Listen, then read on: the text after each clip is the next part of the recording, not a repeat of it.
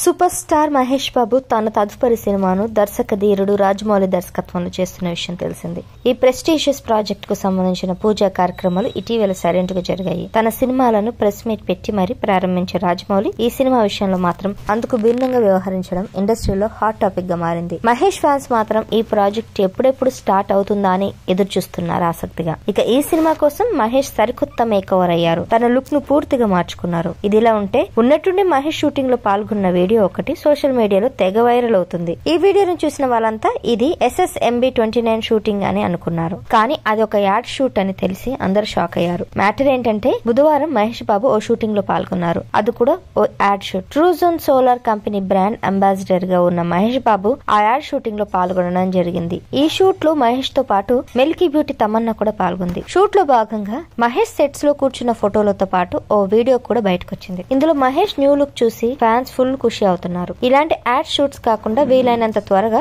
SSMB29 shoot లో join అయితే బాగుంటుందని ఈ సందర్భంగా ఫ్యాన్స్ కామెంట్స్ చేస్తున్నారు. ఇక SSMB29 విషయానికి వస్తే ఆఫ్రికన్ అడవుల నేపథ్యంలో సాగే అడ్వెంచరస్ డ్రామాగా ఈ ప్రాజెక్ట్ తెరకెక్కనుంది. ఈ సినిమా కోసం సుమారు 1000 కోట్ల బడ్జెట్ ను కేటాయిస్తున్నారు.